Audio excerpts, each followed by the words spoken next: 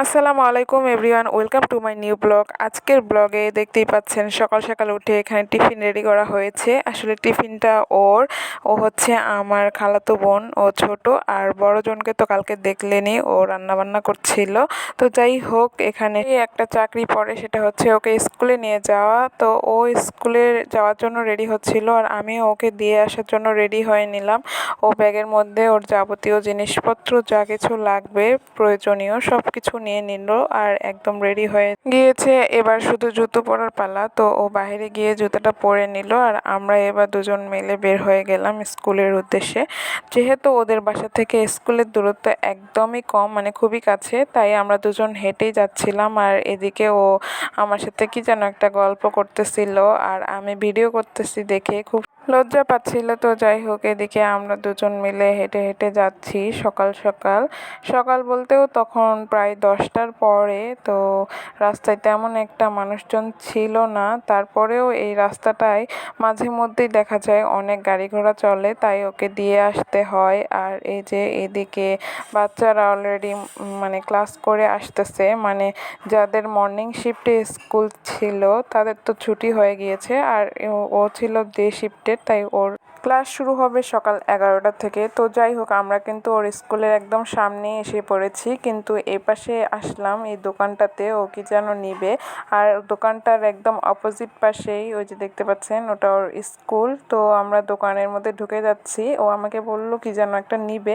তো আমি সেখানে নিয়ে গেলাম ওকে। আর এখানে আঙ্কেলটা ওকে দেখে জিজ্ঞেস করতেছিল যে কি নিবে। পরে যেহেতু দোকানে অন্য লোকজন ছিল, ওরা যখন চলে গেল, পরে ও বলল যে ওনাকে স্টিকার নিবে।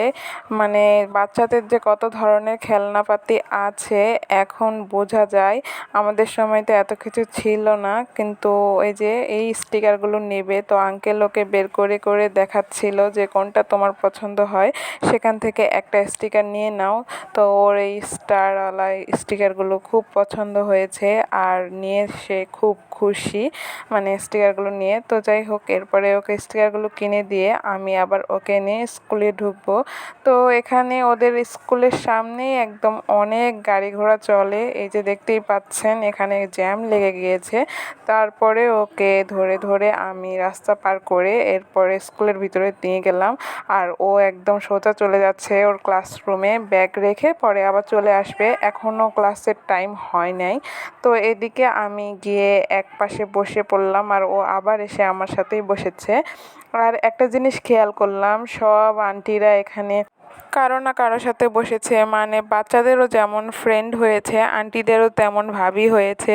মানে গল্প করার জন্য খুবই পারফেক্ট একটা পরিবেশ তৈরি হয়েছে। তো যেহেতু আমার কোনো বন্ধুও নাই, বান্ধবীও নাই, ভাবিও নাই, তাই আমি এখানে ওর সাথে বসে গল্প করছিলাম, আর ও খুব শরম পাচ্ছিল আমি ভিডিও করছি দেখে।